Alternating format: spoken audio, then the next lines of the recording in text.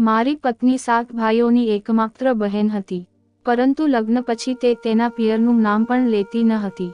એક દિવસ હું તેને અચાનક પિયર લઈ ગયો હતો. તેનો ચહેરો પીળો પડી ગયો, પરંતુ તેણે કંઈ કહ્યું નહીં. હું રાત્રે ઘરે આવ્યો તો સપનું જોયું જેમાં પત્ની રડી રહી હતી. મારું દિલ ગભરાઈ ગયું અને હું તરત જ તેના પિયર ગયો, પરંતુ ઘરને તાળું લાગેલું હતું. હું પાછો જતો હતો તો અંદરથી ચીસો પાડવાનો અવાજ આવવા લાગ્યો. હું દિવાલ કૂદીને ઘરની અંદર ગયો. સામેની દ્રશ્ય જોઈને મારા હોશ ઉડી ગયા, કારણ કે મારા માટે આ નવાઈની વાત હતી કે મારી પત્ની 7 ભાઈઓની એકમાત્ર અને લાડકી બહેન હતી, અને 7 ભાઈઓ સારા ખાધે પીધે સુખી પરિવારમાંથી હતા. તેમ છતાં તેઓએ તેમની બહેન માટે મને પસંદ કર્યો હતો. જ્યારે કમલે મને પોતે કહ્યું કે તે તેની બહેન અર્પિતાના લગ્ન મારી સાથે કરવા માંગી છે, તો મને મારા કાનો પર વિશ્વાસ ન થયો. અર્પિતા તેમની એકમાત્ર બહેન હતી, જેને તેમને ખૂબ લાડ પ્યારથી ઉછેરી હતી, અને હવે તેઓ તેમની લાડકી બહેનના લગ્ન મારી સાથે શા માટે કરવા માંગતા હતા? મારામાં તો એવી કોઈ ખાસિયત ન હતી. હું ઘઉં વર્ણનો લગભગ 35 વર્ષનો યુવક હતો અને માંડ માંડ મારા ઘરનો ખર્ચો ચલાવી શકતો હતો. મારા મોહલ્લામાં મારી એક નાની કિરિયાણાની દુકાન હતી. કોઈ નજીકના સગાવહાલા પણ ન હતા. કોઈ પણ મને સંબંધ આપવા તૈયાર ન હતું થતું. ઘણા લોકો સાથે મેં લગ્નની વાત કરી, પરંતુ તેઓ કહેતા હતા, આ એકલો માણસ છે, ના કોઈ આગળ છે ને પાછળ એક નાના એવા એક રૂમના ઘરમાં રહે છે. નાની કિરાયાણાની દુકાન છે. આ તો અમારી દીકરીની જરૂરિયાતો પણ ઠીકથી પૂરી નહીં કરી શકે. ઈચ્છાઓ શું પૂરી કરશે છે? મારા શ્યામ રંગરૂપને જોઈને સામાન્ય દેખાવવાળી છોકરી પણ મોઢું ફેરવી લેતી હતી. અને પછી કમલની બહેન તેમના પરિવારને આખા મોહલ્લામાં અમીર અને પ્રતિષ્ઠિત માનવામાં આવતો હતો. આજ સુધી મેં ક્યારેય અર્પિતાને જોઈ ન હતી, કારણ કે તે હંમેશા તેના ચહેરાને ચાદરથી સારી રીતે ઢાંકીને આવતી જતી હતી. અને પછી કમલની બહેનને જોવાની હિંમત મોહલ્લાના કોઈ પણ યુગમાં ન હતી, કારણ કે તેના સાથે ભાઈઓ ખૂબ બહાદુર અને નીડર હતા. આખા મોહલ્લામાં તેમનો દબદબો હતો. લોકો તેમનાથી ડરતા હતા. બધાને ખબર હતી કે તે કમલની બહેન છે, અને મને તો ક્યારેય હિંમત જ ન થઈ કે નજર ઊંચકીને પણ તેને જોવાની કોશિશ કરું. હકીકતમાં રાશન મહારાજ કેણાની દુકાનથી જતું હતું, અને હું જ તેમના ઘરે રાશન પહોંચાડતો હતો, પરંતુ ઘરના દરવાજાની અંદર આવવાની પરવાનગી મને ક્યારેય મળી ન હતી. અને આ સિલસિલો ઘણા વર્ષોથી ચાલતો આવતો હતો. ખેર, મને અંદાજો પણ ન હતો કે તે તેની બહેનના લગ્ન માટે મને કહેશે, અને તે પણ પોતાની મોઢેથી. હું નવાઈથી કમલનો ચહેરો જોઈ રહ્યો હતો. મેં કહ્યું, સાહેબજી, તમે શું કહ્યું? તે બોલ્યો, હું મારી બહેન અર્પિતાના લગ્ન તારી સાથે કરવા માંગુ છું. મેં ખચકાતા કહ્યું, હું ક્યાં અને તમારી બહેન ક્યાં? હું તો પોતાને આ લાયક નથી સમજતો, તે બોલ્યો. આમાં અમારી અને અમારી બહેનની સંમતિ સામેલ છે. બસ તું રવિવારે બપોરે સાક્ષીઓ અને પંડિતને લઈને આવજે. આ સાંભળીને હું સ્તબ્ધ થઈ ગયો. મને હજી પણ વિશ્વાસ ન હોતો થઈ રહ્યો કે જે હું સાંભળી રહ્યો છું, શું તે સાચું છે? શું આવા સંબંધો પણ હોય છે, અને શું આવી રીતે લગ્નો પણ થતા હોય છે? બધું એટલું જલ્દી થયું કે એવું લાગી રહ્યું હતું જાણે તેમણે સમય નક્કી નથી કર્યો, પરંતુ મને કોઈ આદેશ સંભળાવી દીધો હોય. ખેર, હું મારા ઘરે પાછો ફર્યો, પરંતુ સમજી નહોતો કે શું કમલનું મગજ ઠીક છે, જે પોતાની એકમાત્ર અને પ્યારી બહેનના લગ્ન મારી સાથે કરી રહ્યો છે, મારા જેવા ગરીબ સાથે, જેને કોઈ ગરીબ પણ પોતાની દીકરી આપવા તૈયાર નથી. આ વાત મારા માટે વિચારવા જેવી અને હેરાન કરી દેનારી હતી. હું અડધી રાત સુધી આ જ મૂંઝવણમાં વિચારતો રહ્યો કે આખરે તે તેની બહેનના લગ્ન મારી સાથે શા માટે કરવા માંગે છે. પછી મારા મનમાં આવ્યું, કદાચ તેની બહેન બહુ સુંદર નહીં હોય, અથવા તેનો કોઈ સંબંધ આવતો નહીં હોય, પરંતુ તેમ છતાં જો છોકરી સુંદર ન પણ હોય અને તેની પાસે ધન દોલત હોય, 7 ભાઈઓનો પ્રભાવ હોય, તો આવી છોકરીને તો સારા સંબંધો મળી જ જાય છે. તો પછી મને જ કેમ પસંદ કરવામાં આવ્યો? હું તમને આ તો કહેવાનું ભૂલી જ ગયો કે હું મારા મોહલ્લામાં સૌથી સામાન્ય ને દેખાવાળો યુવક હતો. મને જોઈને છોકરીઓ પોતાનો ચહેરો ફેરવી લેતી હતી, કપાળ પર કરચલીઓ પાડી દેતી હતી, ચહેરા પર તિરસ્કાર સ્પષ્ટ દેખાતી હતી. પછી મારા જેવા દેખાતા માણસને કમલનું તેની બહેન માટે વિવાહનો પ્રસ્તાવ આપવો અને આગ્રહ કરવો આ મારી સમજની બહારની વાત હતી. આ સંબંધ મારે માટે એક પહેલી બની ગયો હતો. મારી સમજણ કામ કરી રહી ન હતી. આખરે કેવી રીતે કમલ પોતાની એકમાત્ર લાડકી બહેનનો સંબંધ મારી સાથે કરી શકે છે, જ્યારે તેની બહેન માટે તો સારા સારા સંબંધો આવતા હશે, અને કમલ અને તેના ભાઈઓની જે પ્રતિષ્ઠા હતી તેને જોતા દરેક જણ તેમના ઘરે સંબંધ કરવા માટે ઉત્સુક હોત. પછી તેમણે મને જ કેમ પસંદ કર્યો? 2 દિવસ સુધી વિચાર્યા પછી હું આ પરિણામ પર પહોંચ્યો કે જરૂર તેની બહેન દેખામાં શું સુંદર નહીં હોય. જો કે મેં તેને મોટા ભાગે ચહેરો ઢાંકેલો જોયો હતો. કદાચ તેને કોઈ સારો સમય ન મળી રહ્યો હોય, તેથી મને આ વાત કહેવામાં આવી, સારું છોડો, મારે મારું ઘર સંભાળવા માટે એક પત્નીની જરૂર હતી. તેથી મેં ના પાડી અને શનિવારે લગ્ન માટે કેટલાક સાક્ષીઓને સાથે લઈને ગયો અને જેને પણ કહ્યું કે કમલ તેની બહેનના લગ્ન મારી સાથે કરવા માંગે છે, તો બધા મને આંખો ફાડીને જોઈ રહ્યા હતા, બરાબર જેમ હું પોતે હેરાન હતો. જ્યારે હું તેમના ઘરે ગયો તો કોઈ વિશેષ તૈયારી કરવામાં આવી ન હતી. બસ અમને બેઠકમાં બેસાડી દેવામાં આવ્યા. સાદકેથી લગ્ન થયા અને સાતે ભાઈઓ ચૂપચાપ બેઠા હતા. તેમના કપડાં પરથી પણ ન હતું લાગી રહ્યું કે તેમણે નવા કપડાં પહેર્યા હોય. આ ખૂબ જ વિચિત્ર લગ્ન હતા. 7 ભાઈઓની એકમાત્ર બહેનના લગ્ન, અને તે પણ આટલી સાદગીથી. કોઈને પણ આ વાત સમજાઈ રહી ન હતી. જેટલા સવાલો મારા મનમાં હતા એટલા જ મોહલ્લાના લોકોના મનમાં પણ હશે, પરંતુ જવાબ કોઈની પાસે ન હતો. લગ્ન પછી અમારી સામે ભોજન મૂકવામાં આવ્યું. ફક્ત વેજ પુલાવ, ન તો રાયતું હતું, ના ચટણી, ના કોઈ મીઠાઈ. હું ખૂબ જ પરેશાન થઈ ગયો હતો. આવા લગ્ન ન તો ક્યારે જોયા હતા, અને ના આવું અસ્વીકારોરૂપ સ્વાગત. અને પછી આ તો 7 ભાઈઓની એકમાત્ર બહેનના લગ્ન હતા. બલકે હું તો વિચારતો હતો કે જ્યારે તેની બહેનનો સંબંધ નક્કી થશે અને તેના લગ્ન થશે તો આ લોકો ખુશીમાં આખા મોહલ્લાવાળાને બોલાવશે. વિચાર્યું હતું કે આ બહાને સારું ભોજન પણ મળી જશે, પરંતુ એ ખબર ન હતી કે લગ્ન મારી સાથે જ હતી, અને એ પણ ખબર ન હતી કે બધું આ રીતે થશે. દહેજના નામે તેમને એક પૈસાની પણ માંગણી ન હતી કરી. તેની બહેન કાળી ચાદરમાં લપેટાયેલી ઘૂંઘટ કાઢીને મારી સાથે વિદાય થઈ ગઈ હતી. હું જેટલો હેરાન હતો એટલો ઓછો હતો. સારું, જો કે મારું ઘર એક શેરીમાં આવેલું નાનું મકાન હતું, પરંતુ તેમ છતાં મેં ગાડીની વ્યવસ્થા કરી હતી. હું તેને ગાડીમાં જ મારા ઘર સુધી લઈને ગયો. તે પણ એક પાડોશીની ગાડી હતી, જે મારા કહેવા પર તૈયાર થઈ ગયો હતો. થોડાક જ રસ્તો હતો, પરંતુ હું મારી તરફથી તે છોકરીને પૂરેપૂરું સન્માન આપવા માંગતો હતો. મેં વિચાર્યું, ચાલો, જે સવાલો મારા મનમાં ઉઠી રહ્યા છે તેમના જવાબ મારી પત્ની પાસેથી પૂછી લઈશ. આખરે આનું કારણ શું હતું? પરંતુ મેં મનમાં નક્કી કરી લીધું હતું કે તેની બહેન સુંદર તો બિલકુલ નહીં હોય, ત્યારે જ તેમણે તેમની બહેનના લગ્ન મારી સાથે કરી દીધા હોઈ શકે છે. ઉંમર પણ વધારે હોય અથવા સારો સંબંધ ન મળી રહ્યો હોય. ઘણા સવાલો મારા મગજમાં ફરી રહ્યા હતા. જેમ જ હું મારા ઘરે પહોંચ્યો, મેં અર્પિતાનો હાથ પકડી લીધો, જે કાળી ચાદરમાં લપેટાયેલી હતી, પરંતુ મને લાગ્યું કે તે ધ્રુજી રહી છે, ખૂબ ડરેલી છે. હું તેને મારા રૂમ સુધી લઈ ગયો. મારા રૂમમાં બસમાંના સમયનો એક જૂનો પલંગ હતો, જેને મેં થોડા પૈસા ખર્ચીને પોલિશ કરાવી લીધો હતો. મેં કહ્યું, તમે અહીં આરામથી બેસી શકો છો, ચાદર પણ હટાવી શકો છો. જો ભૂખ લાગી હોય તો હું ખાવાનું કંઈક વ્યવસ્થા કરી દઉં છું. મેં તેને પૂછ્યું, કારણ કે મને ખબર ન હતી કે છોકરીઓ કંઈ ખાધું પણ છે કે ભૂખે જ ચાલી આવી છે. તેને નામાં માથું હલાવ્યું, હું રૂમની બહાર જ ચાલ્યો ગયો. મોટી વિચિત્ર પરિસ્થિતિ હતી, જેને હું સમજી ન હતો શકતો. ખબર નહીં કેમ મારા મનમાં એક પછી એક સવાલો ઉઠી રહ્યા હતા.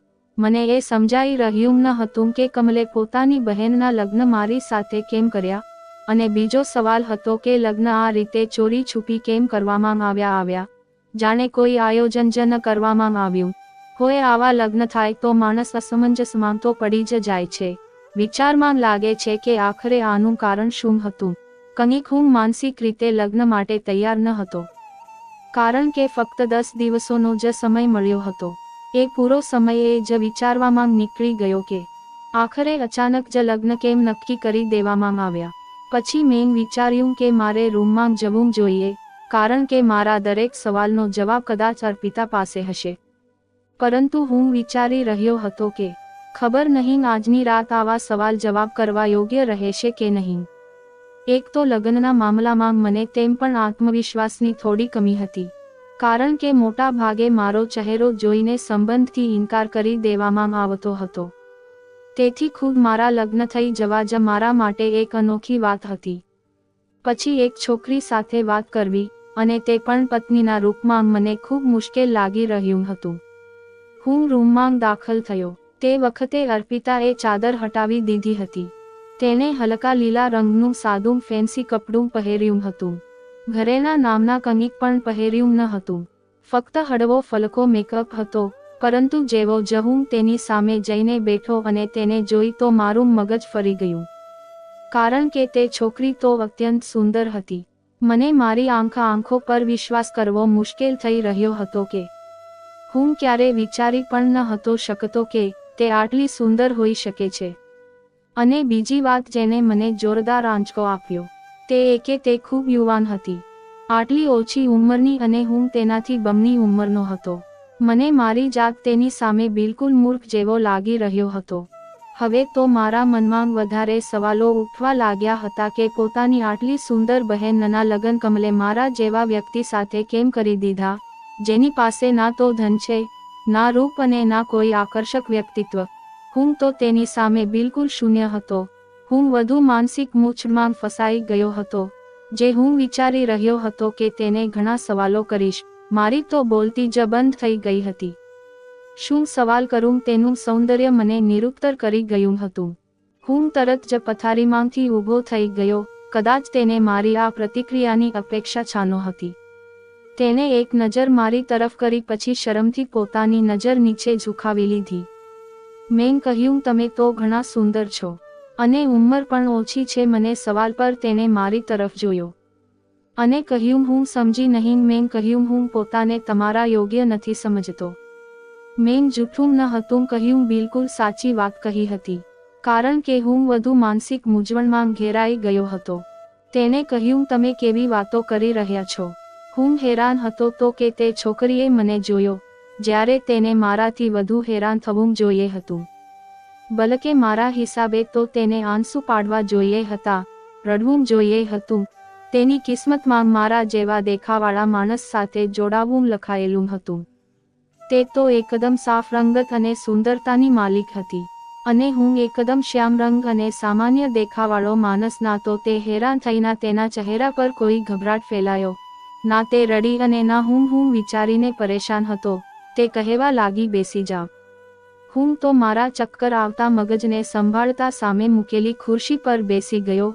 મને સમજાઈ રહ્યું ન હતું કે કમલે પોતાની બહેન સાથે આટલો મોટો અન્યાય કેમ કર્યો.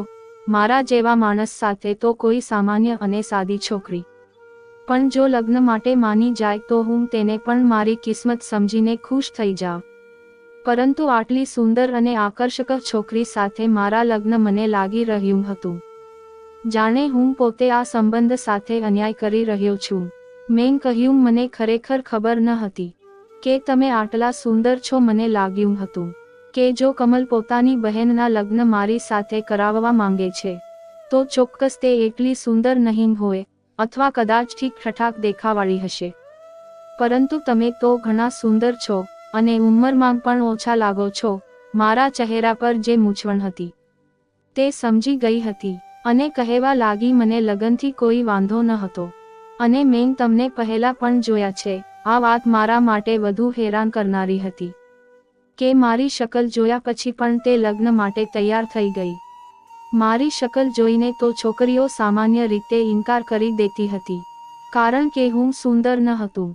મારા સામેના 4 દાંત થોડા બહારની તરફ હતા, જે બોલતી અને હસતી વખતે સ્પષ્ટ દેખાતા હતા.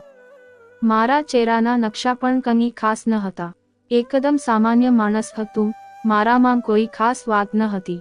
પછી આટલી સુંદર છોકરી મારી સાથે લગ્ન કેમ કરી શકે છે?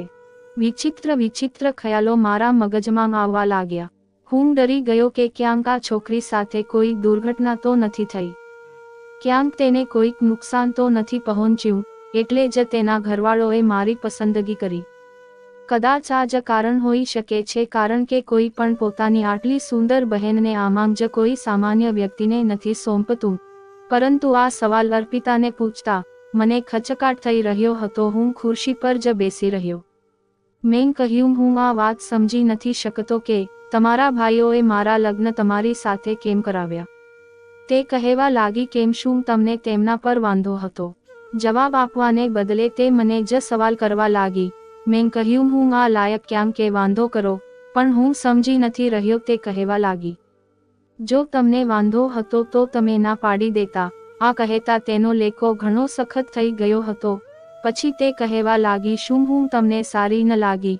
શું હું તમને પસંદ ન આવી? આ સાંભળીને હું વધુ હેરાન રહી ગયો. મને લાગ્યું, શું આ છોકરી પાગલ થઈ ગઈ છે? શું તેને હું દેખાતો નથી? શું તે ઠીકથી જોઈ પણ શકે કે છે કે તેની નજર નબળી છે? તેને મારી કદરૂપતા દેખાઈ જ ન હતી રહી. હું ખુરશી પરથી ઉઠીને તેની સામે જઈને બેસી ગયો. તે નજર ઝુકાવીને બેઠી રહી, પરંતુ હું સમજી ન હતો શકતો કે તેની સાથે વાત શું કરું. મેં કહ્યું, તમારા ભાઈઓ ખૂબ પ્રભાવશાળી ને સમજદાર વ્યક્તિઓ છે. મોહલ્લામાં તેમનું સારું એવું નામ છે અને તમે તેમની એકમાત્ર બહેન છો. મેં જ્યાં સુધી સાંભળ્યું છે તમે ખૂબ લાડકી છો. પછી તમારા લગ્ન આટલી સાદગીથી, અને તે પણ મારી સાથે, કેવી રીતે થઈ ગયા? તે કહેવા લાગી, વારંવાર તમે આ વાત કેમ કહી રહ્યા છો કે મારા લગ્ન તમારી સાથે કેમ થયા? ભગવાનને ખાતર તમારી જાતને મારી સામે આટલા તુચ્છ ન બનાવો. મારા મનમાં તમારા માટે ખૂબ સન્માન છે. તેની વાતોએ મને વધુ મૂંઝવણમાં નાખી દીધો, મને પરેશાન કરી રહી હતી. હું તો એ વિચારીને બેઠો હતો કે અર્પિતા પાસેથી ની સચ્ચાઈ જાણીશ, પરંતુ હું તો વધુ મૂંઝવણમાં પડી ગયો, કારણ કે તેની વાતો મને મારા સવાલોના જવાબ આપવાને બદલે વધુ ગોચવી રહી હતી. મેં કહ્યું, પરંતુ તેમ છતાં કોઈને કોઈ કારણ તો હશે.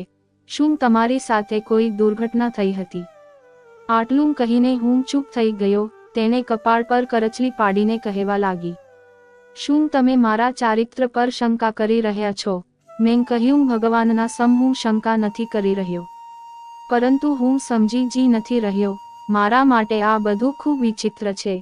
તેણે પોતાનો સુંદર સફેદ હાથ મારા હાથ પર મૂકી દીધો.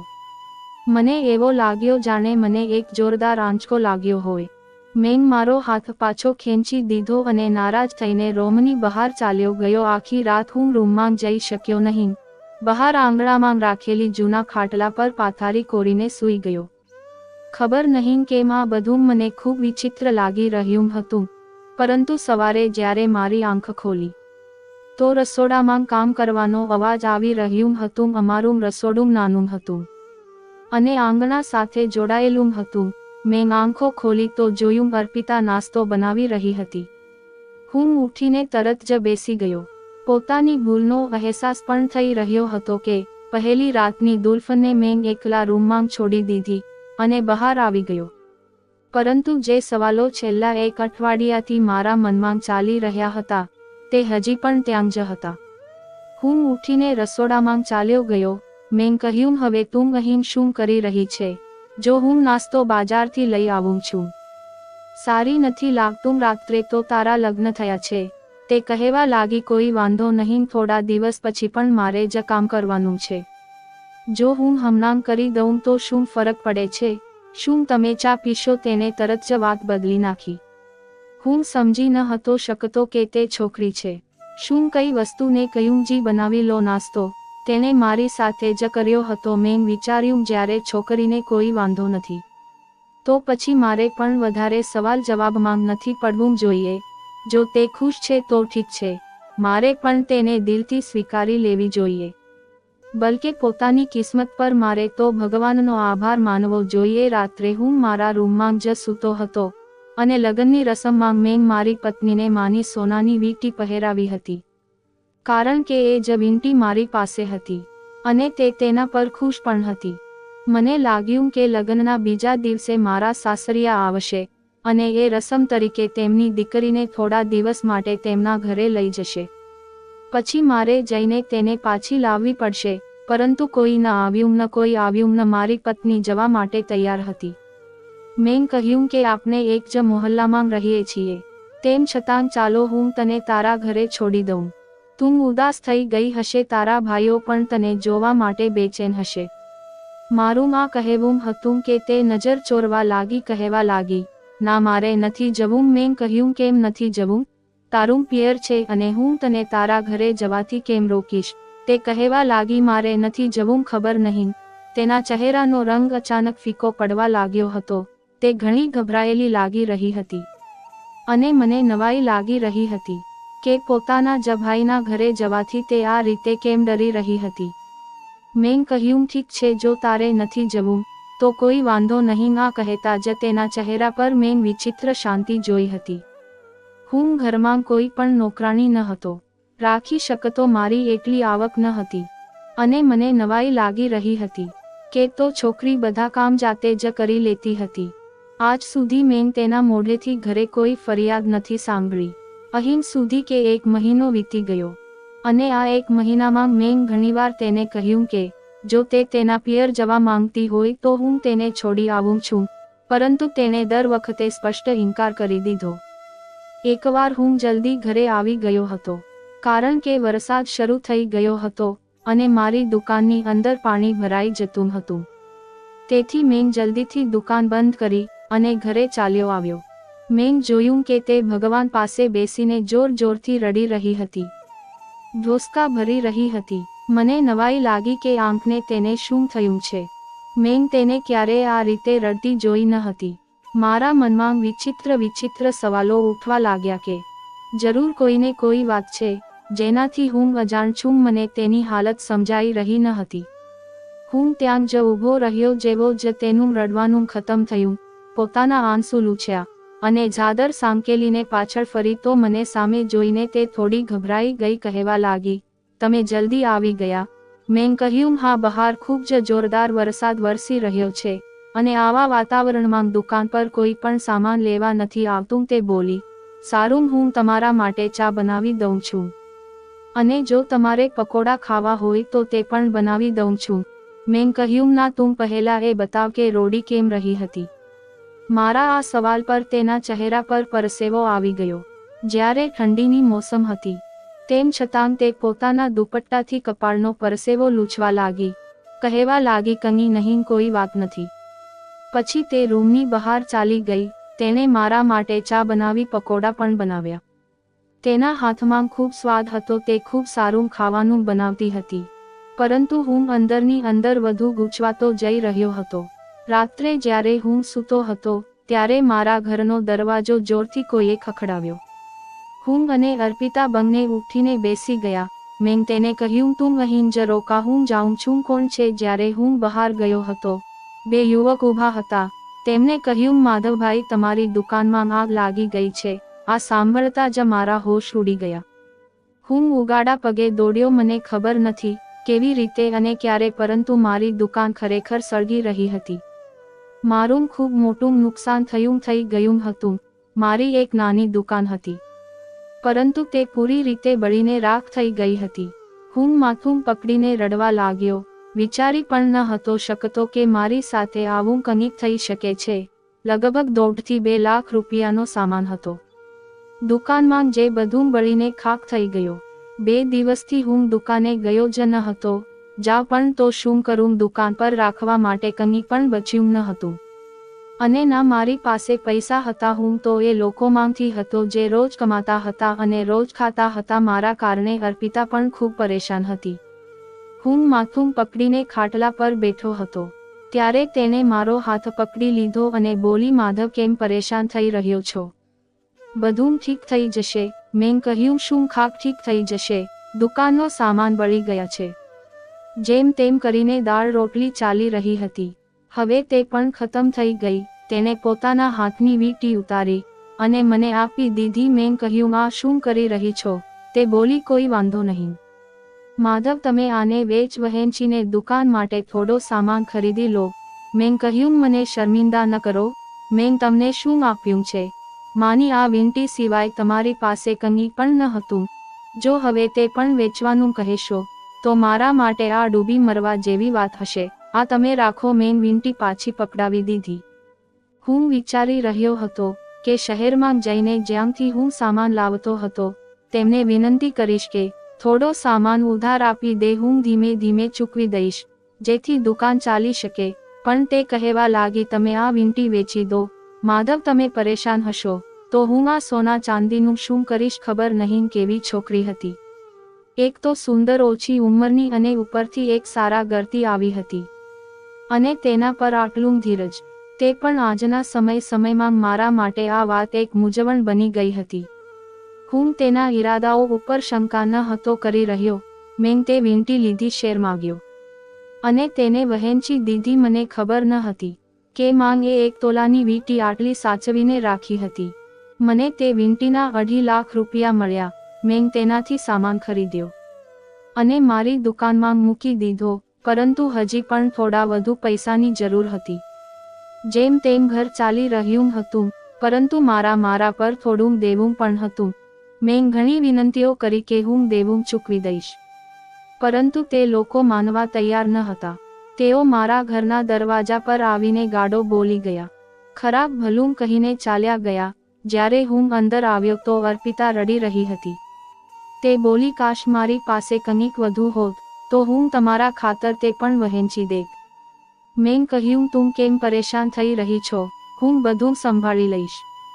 પછી મેં વિચાર્યું કે રોજ તેને આ દુઃખમાં જોઈને મારે તેને તેના પિયર છોડી દેવી જોઈએ, કારણ કે મારા કારણે તે ખૂબ પરેશાન રહેવા લાગી હતી. એ હંમેશા રડતી રહેતી હતી. મેં તેને પૂછ્યા વગર જ કહ્યું, તૈયાર થઈ જાવ. તે કહેવા લાગી, કેમ, ક્યાં જવાનું છે? મેં કહ્યું, કોઈને મળવા જવાનું છે. તેને તરત જ પોતાની ચાદર ઓઢી લીધી. હું ચૂપચાપ તેને તેના ઘર પાસે છોડવા લાઈ ગયો. દરવાજા પાસે જઈને તે મને નવાઈથી જોવા લાગી, પરંતુ ત્યાં સુધીમાં મેં દરવાજો ખખડાવી દીધો હતો. દરવાજો કમલે ખોલ્યો હતો, પરંતુ જેવો જ તેને અર્પિતાને જોઈ તો તેના કપાળ પર કરચલી આવી ગઈ. તાણે મને જોયો અને એક તરફ હસી ગયો. કહેવા લાગ્યો, અંદર આવો. બહાર કેમ બાજો તમે લોકો? અમે બંને અંદર ચાલ્યા ગયા. મારી સામે ફક્ત એક સાદો પાણીનો ગ્લાસ મૂકવામાં આવ્યો અને અર્પિતા આ જોઈને બધાને ઘૂરીને જોઈ રહી હતી. મેં સાદું પાણી જ પીધું. મેં કહ્યું, હકીકતમાં મેં વિચાર્યું કે લગ્નને 2 મહિના થઈ ગયા છે. તમે લોકો ઉદાસ થઈ ગયા હશો, એટલે હું અર્પિતાને અહીં છોડવા આવ્યો હતો. કાલે આવીને લઈ જઈશ. કોઈ પણ પ્રકારની હૂંફનો કોઈ પ્રદર્શન કરવામાં ન આવ્યો. હું ફક્ત 10 મિનિટ રોકાયો અને કોઈએ મને ચા કે મીઠાઈ પણ ન પૂછી. હું પાછો મારા ઘરે આવી ગયો. પરંતુ જેવો જ રાત્રે સૂવા માટે સૂતો, આંખો સામે અર્પિતાનો રડતો ચહેરો આવી રહ્યો હતો. ખબર નહીં કેમ મેં પોતાની જાતને હચમચાવી અને સૂઈ ગયો. પરંતુ મેં સપનું જોયું કે તે રડી રહી છે અને કહી રહી છે, માધવ, મને બચાવો. આ લોકો મને ખતમ કરી નાખશે. હું અચાનક ઉઠી બેઠો. મારું દિલ જોરથી ધડકી રહ્યું હતું. હું તરત જ ઉઠ્યો, ચંપલ પહેરી, મારી ગરમ શાલ ઓઢી અને અર્પિતાના ઘરે પહોંચી ગયો. પરંતુ હું હેરાન રહી ગયો, કારણ કે ત્યાં તાળું લાગેલું હતું. આજ સુધી એવું ક્યારેય ન હતું થયું કે તેમના ઘરે તાળું લાગેલું હોય. જો 1-2 ભાઈઓ ઘરે ના પણ હોય તો બાકીના જરૂર હોય, તેમની પત્નીઓ, બાળકો. પરંતુ આજે બધા ગાયબ હતા. મેં વિચાર્યું, ખબર નહીં ક્યાં ગયા છે. અને અર્પિતાએ પણ મને કંઈક ન હતું કહ્યું. તેની પાસે ફોન હતો. તે કોલ કરીને જણાવી શકતી હતી કે અમે લોકો ક્યાં જઈ રહ્યા છીએ. જેવો જ હું ફર્યો, મને અંદરથી કોઈના રડવાના અને ઢોસકા ભરવાના દબાઈ અવાજો સંભળાયા. મારો તો જીવ જ નીકળી ગયો. હું લાંબી દિવાલોમાં ડોકીઓ કરવાનો પ્રયત્નો કરવા લાગ્યો, પરંતુ કંઈક દેખાઈ રહ્યું ન હતું. મેં વિચાર્યું, મને અંદર જવું જોઈએ. ત્યાં એક લાકડાનો ટુકડો હતો જે દરવાજા પાસે દિવાલ સાથે લાગેલો હતો. ઘણો ઊંચો હતો, પરંતુ હું તે લાકડાના સહારે ઉપર ચડ્યો ને દિવાલ કૂદીને જેવો જ નીચે કૂદ્યો, સામેને દ્રશ્ય જોઈને મારા હોશ ઉડી ગયા. ઘરનું આંગણું ઘણું મોટું હતું અને તેની કિનારી પર કેટલીક ખાલી જગ્યા હતી જ્યાં ગીલી માટી પડેલી હતી. ત્યાં એક ખાડો ખોદવામાં આવી રહ્યો હતો અને અર્પિતાનું મોઢું અને હાથ પાછળની તરફ બાંધેલા હતા. તે મને જોઈ રહી હતી. તેના ભાઈઓએ તેને પકડી રાખી હતી. અને તેને તે ખાડામાં ફેંકવાની તૈયારી કરી રહ્યા હતા. આ જોઈને મારા હોશ ઉડી ગયા. પછી મેં કંઈ પણ વિચાર્યા વગર કમલ અને તેના ભાઈઓને મારવાનું શરૂ કરી દીધું.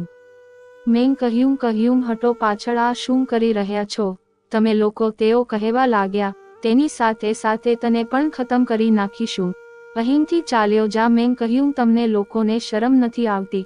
ખબર નહીં કેમ જ્યારે હું અચાનક ત્યાં પહોંચી ગયો ત્યારે પોતાની પત્ની સાથે આવો અત્યાચાર અને જુલમ થતા જોઈને મારું દિલ ખૂબ બેચેન થઈ રહ્યું હતું.